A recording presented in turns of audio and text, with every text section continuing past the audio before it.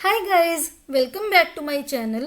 This is Khushbu and in this video we'll discuss weekly current affairs dated 10th October to 15th October 2022. Video start करने से पहले मैं आपको बता दूं कि ये न्यूज़ मल्टीपल न्यूज़पेपर्स में से कवर की गई हैं, जैसे कि the Hindu, the Indian express etcetera. और मैं वीकली करंट अफेयर्स अब से हर संडे मॉर्निंग 6 AM अपने चैनल पे अपलोड किया करूँगी। आप संडे को एक वीडियो में ही पूरे वीक के करंट अफेयर्स कवर कर सकते हैं। प्लस मैं न्यूज़ के साथ साथ जो भी कोई भी इम्पोर्टेंट कंसेप्ट मेंशन होता है वो भी साथ में ही कवर करती हूँ, सो दैट आपको एडिशनल कोई भी बुक कोई भी रेफ़र ना करनी पड़े, एक ही प्लेस पे आपको हर चीज़ अवेलेबल मिल जाए। Let's begin. The first news is Beti Bachao Beti Padhao scheme revised. Ministry of women and child development ने बेटी बचाओ बेटी पढ़ाओ स्कीम में कुछ रिविजन्स की हैं। सबसे पहले तो हम देखते हैं कि इनिशियली इसके क्या ऑब्जेक्टिव्स थे। ओरिजिनली जो बेटी बचाओ बेटी पढ़ाओ स्कीम है उसमें ऑब्जेक्टिव्स ये रखे गए थे: चाइल्ड सेक्स रेशो को इम्प्रूव करना, जेंडर इक्वलिटी को इंश्योर करना, वमेन एम्पावरमेंट अचीव करना, जेंडर बायस को प्रिवेंट करना, सेक्स सिलेक्टिव एलिमिनेशन को प्रिवेंट करना, गर्ल चाइल्ड के सर्वाइवल एंड प्रोटेक्शन को इंश्योर करना, गर्ल चाइल्ड के लिए एजुकेशन को एनकरेज करना। अभी रिवाइज्ड प्रोविजंस में गर्ल्स की skilling in the non traditional livelihood options add की है। सेकेंडरी एजुकेशन में उनकी एनरोलमेंट को इंक्रीज करने का ऑब्जेक्टिव ऐड किया है और साथ में मेंस्ट्रुअल हाइजीन के लिए अवेयरनेस रेज करना वो भी इसी में इंक्लूड किया गया है। साथ ही साथ चाइल्ड मैरिज को भी एलिमिनेट करने के लिए इसके अंडर काम किया जाएगा। एडिशनली जो भी गर्ल्स को लाइवलीहुड अपॉर्चुनिटीज़ को परस्यू करने के लिए बैरियर्स आते हैं उनको रिमूव करने के लिए भी फोकस किया जाएगा। इसमें नए ऑब्जेक्टिव्स में एक 1% increment in enrolment at the secondary level and skilling of girls and women every year वो भी इंश्योर किया जाएगा। ये पॉइंट्स आपको याद होने चाहिए। एग्जाम्स में मल्टीपल चॉइस क्वेश्चंस में, स्टेटमेंट क्वेश्चंस में भी पूछ लेते हैं कि बेटी बचाओ बेटी पढ़ाओ स्कीम में क्या क्या प्रोविजंस हैं और ये स्कीम किस मिनिस्ट्री के द्वारा स्टार्ट की गई है।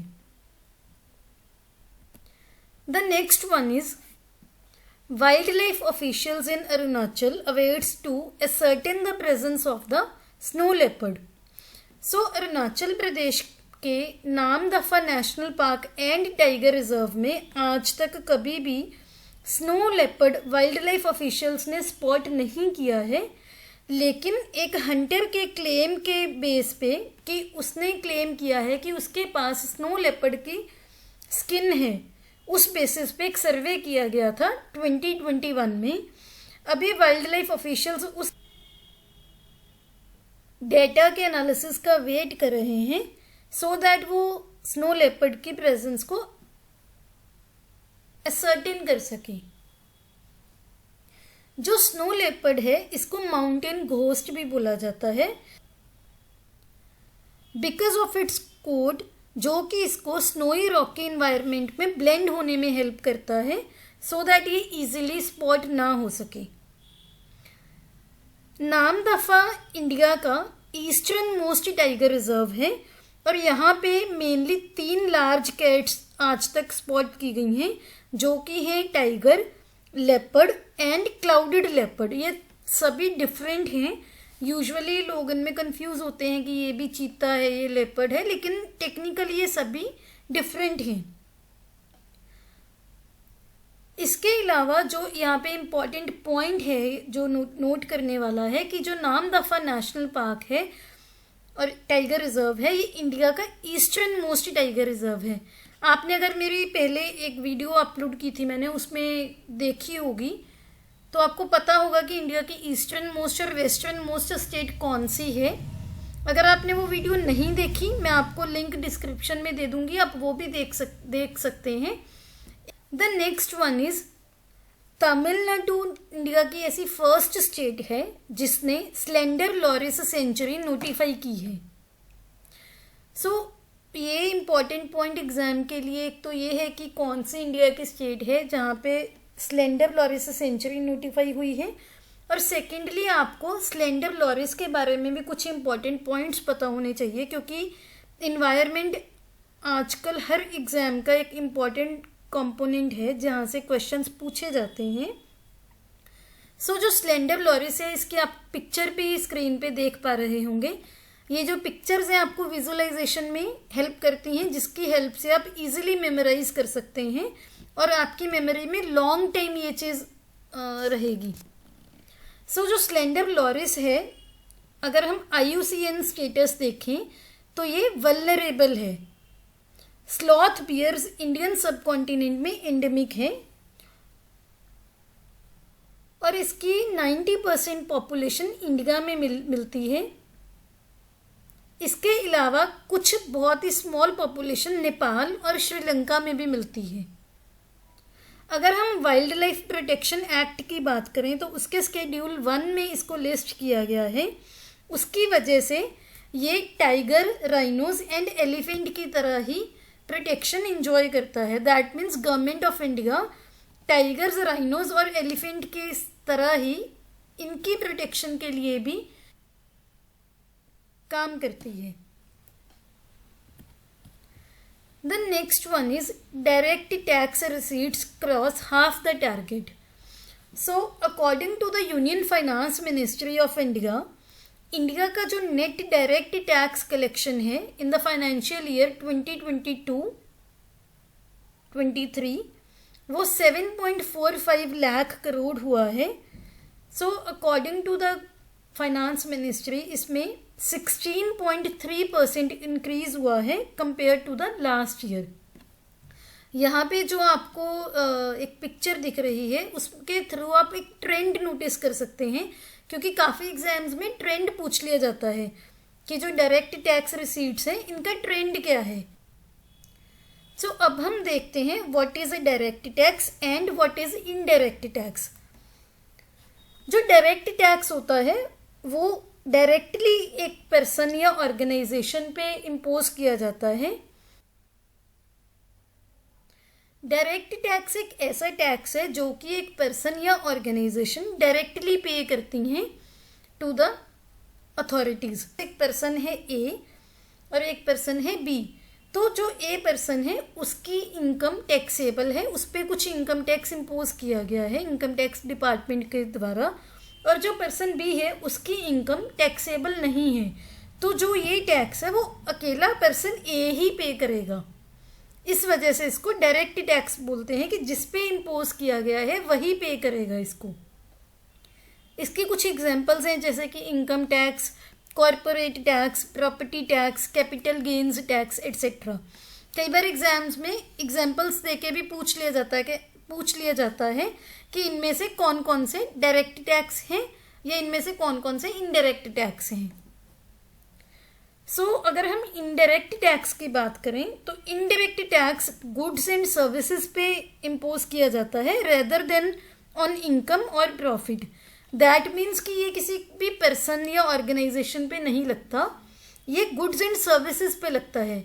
फॉर एग्जाम्पल अगर आप एक टूथपेस्ट खरीद रहे हो उस पे जो टैक्स है दैट इज इनडायरेक्ट टैक्स। वो चाहे कोई हाई इनकम पर्सन वो परचेज करे या फिर लो इनकम पर्सन परचेज करे, सभी को पे करना पड़ेगा। सो वो इनडायरेक्टली हर इंसान को पे करना पड़ता है, इस वजह से इसको इनडायरेक्ट टैक्स बोलते हैं। इसकी सबसे मेन एग्जांपल है गुड्स एंड सर्विसेज टैक्स, जिसको GST बोलते हैं। सो ये बहुत ही इंपॉर्टेंट कंसेप्ट है, बहुत ही easy. The next one is IMF ने इंडिया का इस साल का ग्रोथ फोरकास्ट किया है 6.8%। सो अकॉर्डिंग टू IMF जो अभी वर्ल्ड है including India overall slow down experience कर रहा है। पूरी दुनिया में इकोनॉमिक स्लो डाउन चल रहा है। इसके बहुत सारे रीजंस आईएमएफ ने दिए हैं। For example Russia Ukraine war, Covid pandemic, या फिर टाइटनिंग मॉनेटरी कंडीशंस, या highest inflation in the decades etcetera. अब हम देखते हैं कि आईएमएफ क्या है। सो आईएमएफ की फुल फॉर्म है international monetary fund and it works to achieve sustainable growth and prosperity for all of its 190 member countries. सो इसके 190 मेंबर कंट्रीज हैं जिनमें सस्टेनेबल ग्रोथ को अचीव करने के लिए काम करता है। इसके लिए वो कंट्रीज की इकोनॉमिक पॉलिसीज को सपोर्ट करता है, वहाँ पे फाइनेंशियल स्टेबिलिटी को प्रमोट करता है, मॉनेटरी कोऑपरेशन में हेल्प करता है, जॉब क्रिएशंस में हेल्प करता है। और एक यहाँ पे इम्पॉर्टेंट पॉइंट और है जो नोट करने वाला है कि आईएमएफ के हेडक्वार्टर्स हैं वॉशिंगटन डीसी में। ये क्वेश्चन बहुत कॉमन है, काफ़ी एग्जाम्स में पूछ लिया जाता है। The next one is world bank ने फर्स्ट एजुकेशन सेक्टर में एक प्रोजेक्ट को फंड करने का डिसीजन लिया है विदाउट एनी प्री कंडीशन। सो यहाँ पे एक इम्पॉर्टेंट पॉइंट है मेंशन जो नोटिस करने वाला, कि ये प्रोजेक्ट में वर्ल्ड बैंक ने कोई भी कंडीशन नहीं रखी है।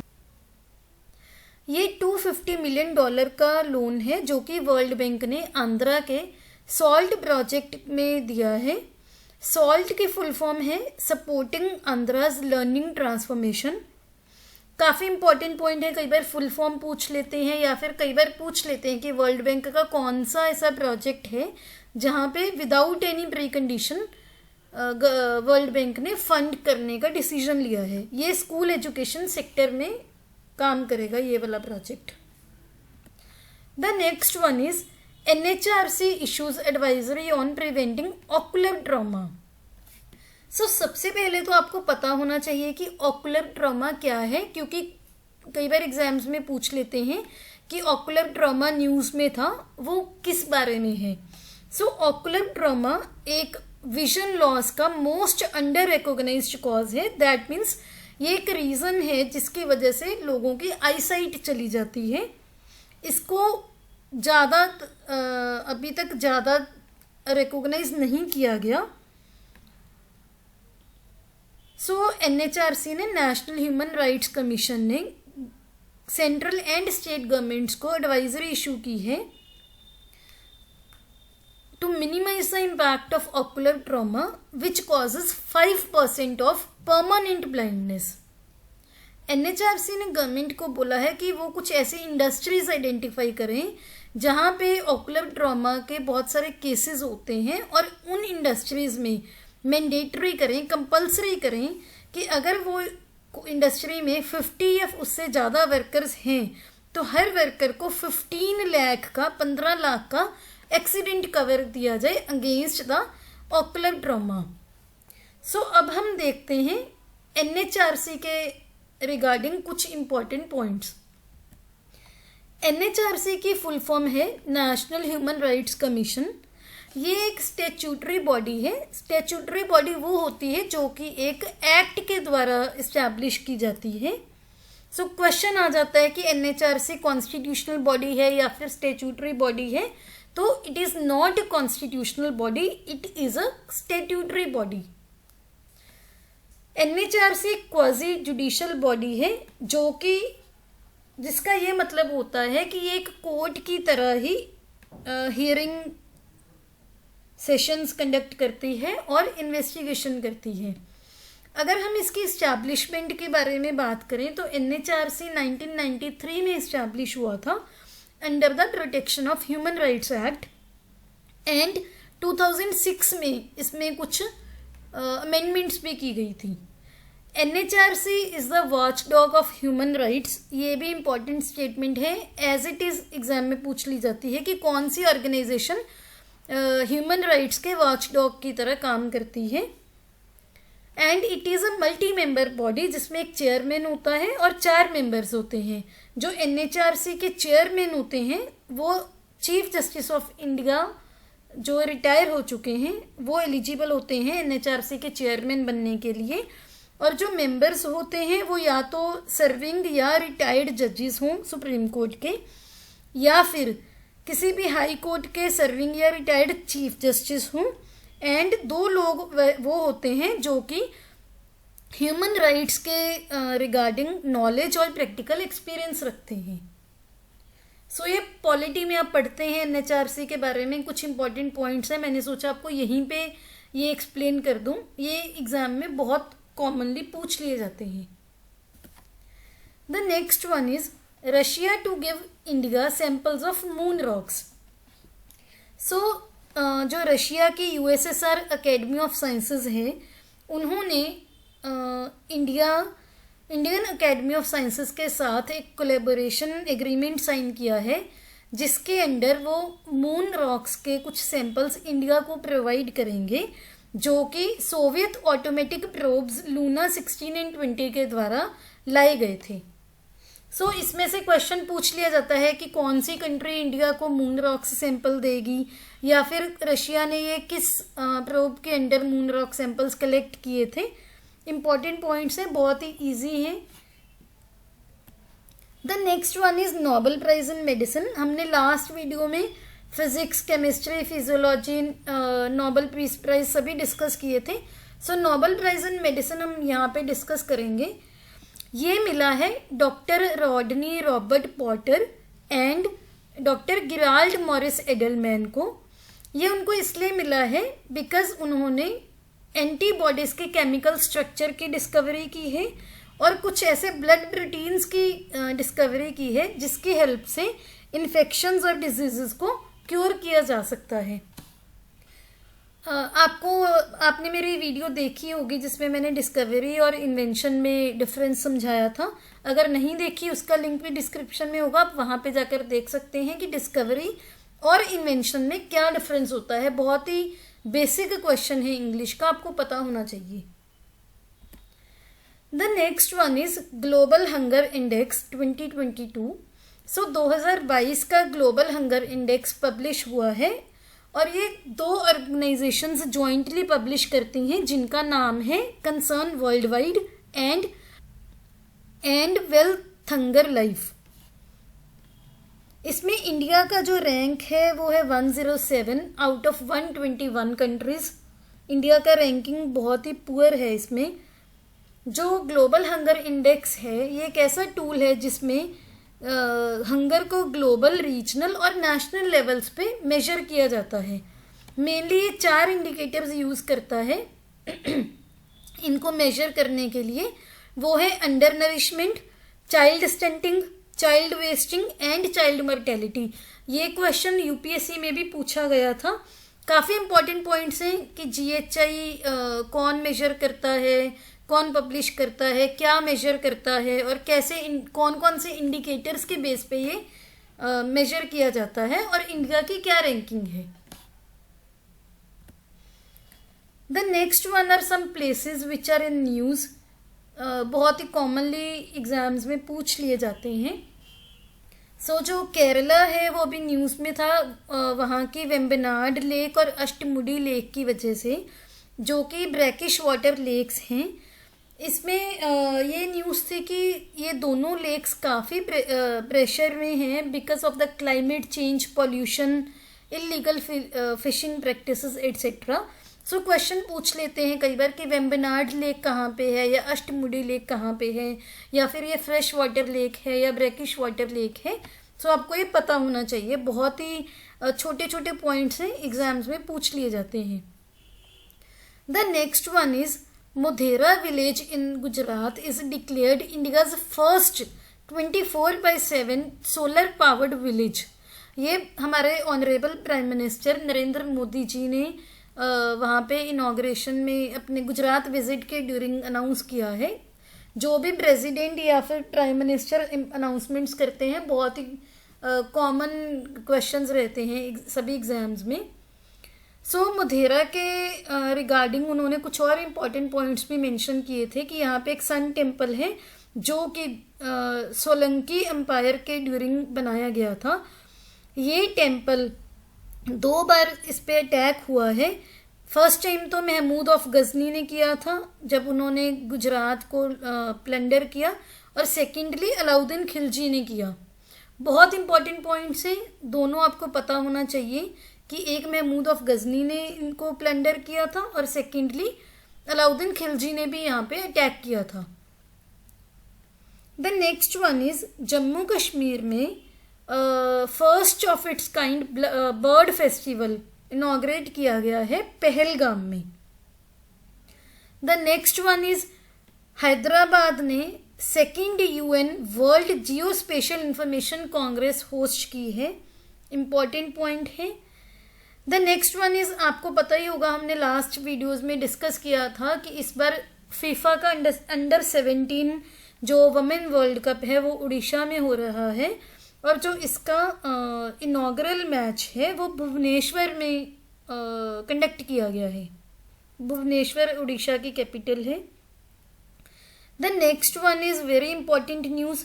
Our honourable union home minister Amit Shah ji has launched Hindi version of MBBS books in Bhopal, and Madhya Pradesh will become first state in India which will provide medical education in Hindi. बहुत इंपॉर्टेंट न्यूज़ है, इसको यहाँ पे नोट कर लीजिए प्लीज़ अपने नोट्स में। The next one is Brihadeeswara temple news में था, ये कहाँ पे है, थंजवार में है, और ये चोला अंपायर के टाइम बना था। The next one is Russia ने प्रपोज किया है कि जो मॉस्को में क्रीमिया ब्रिज है वो जुलाई 2023 में उसकी रिपेयर की जाएगी। पूछ लिया जाता है कई बार कि क्रीमिया ब्रिज कौन सी कंट्री में है। The next are some sports news. So Novak Djokovic he wins the Astana Open trophy in Kazakhstan. It was his 90th career title and 2022 में ही उनका 4th टाइटल था। एंड जो नोवाक जोकोविक हैं वो टेनिस प्लेयर हैं। इसमें ये भी पूछ सकते हैं कि अस्ताना ओपन ट्रॉफी कहाँ पे हुई थी, कजाकिस्तान में हुई थी। The next one is India के जो अभी नेशनल गेम्स गुजरात में कंडक्ट किए गए हैं वहाँ पे करणदीप ने मेंस गोल्फ टाइटल जीता है और अवनी ने वमेन्स गोल्फ टाइटल में गोल्ड मेडल अचीव किया है। The next one is Harshveer Singh Sekhon, he won the men's cycling road race in the national games. Next news है हरमनप्रीत कौर जो कि इंडिया की वमेन क्रिकेट प्लेयर हैं, उनको ICC player of the month award मिला है for the month of September in women's category. 36th national games जो कि गुजरात में कंडक्ट की जा रही हैं उसकी क्लोजिंग सेरेमनी कहाँ पे हुई है, सूरत में। और नेक्स्ट ईयर नेशनल गेम्स जो होंगे गोवा में कंडक्ट की जाएंगे, हमने लास्ट वीडियो में भी ये डिस्कस किया था। The next one is Rudransh Patil of India wins world championship gold in men's air rifle, जो कि कायरो में कंडक्ट किए गए थे, और इसके साथ साथ उन्होंने पेरिस 2024 गेम्स के लिए भी ओलंपिक कोटा उनको मिल गया है। सो इम्पॉर्टेंट न्यूज़ है क्योंकि ये इंडिया के प्लेयर हैं, बहुत ही यंग प्लेयर हैं रुद्रांश पाटिल, और ये कौन सी स्पोर्ट के साथ रिलेटेड है, एयर राइफल। और इसमें ये भी पॉइंट नोट करने वाला है कि 2024 में ओलंपिक्स कहाँ में होंगी, पेरिस में। The next one are some important days. So world mental health day था अक्टूबर 10 को, international day of the girl child था 11 अक्टूबर को। यहाँ पे प्लीज़ नोट कीजिए ये international day of the girl child है, national day of the girl child अलग से है। नेशनल फार्मर्स डे 12 अक्टूबर को सेलिब्रेट किया जाता है। The international day for disaster reduction 13 अक्टूबर को सेलिब्रेट किया जाता है, और 15 अक्टूबर को वर्ल्ड स्टूडेंट डे सेलिब्रेट किया जाता है। You can also follow me on my social handles. मैं टेलीग्राम में इन सभी न्यूज़ की PDF भी शेयर करूँगी by the end of month. So यहाँ पे आप मुझे फॉलो भी कर सकते हैं। Next is recently Mulayam Singh Yadav ji passed away. वो यूपी के 3 बार चीफ मिनिस्टर रहे हैं और वो समाजवादी पार्टी के फाउंडर भी हैं। उनको पॉपुलरली नेताजी के नाम से जाना जाता है। कई बार पूछ लेते हैं कि मुलायम सिंह यादव जी कितनी बार यूपी के चीफ मिनिस्टर रहे हैं या फिर समाजवादी पार्टी के कौन फाउंडर थे। Next are some miscellaneous news. So Japan will host 2022 edition of the Malabar Naval Exercise जिसमें India, Australia, Japan and US सभी पार्टिसिपेट करेंगे। The next one is Shanghai cooperation organisation के under joint anti terror exercise conduct की है, जो कि India में national security guards host करेंगे। The next one is Prasthan exercise, which is half yearly offshore security exercise of the Eastern Naval Command, जो कि Kakinada coast में कंडक्ट की गई है। The next one is 7th Ipsummer Maritime Exercise, जो कि India, Brazil और साउथ अफ्रीका की नेवीज के द्वारा कंडक्ट की जाती है। वो साउथ अफ्रीका के पोर्ट एलिजाबेथ के कोस्ट पे कंडक्ट की गई है। नेक्स्ट इज हरिकेन जूलिया, जो कि सेंट्रल अमेरिका के कैरिबियन कोस्ट में जिसने लैंडफॉल किया है। सो हमने लास्ट वीडियो में देखा भी था कि हरिकेन्स को और किस किस नाम से जाना जाता है। आप वहाँ जाकर देख भी सकते हैं, मैं उसका लिंक भी डिस्क्रिप्शन में दे दूँगी। द नेक्स्ट त्रिपुरा और मणिपुर को कनेक्ट करने वाली first train recently flagged off by the honourable president of India. The next is on the occasion of world mental health day, centre has launched 24/7 tele mental health service. इसके under tele mental health assistant provide की जाएगी और network एक establish किया जाएगा across the states.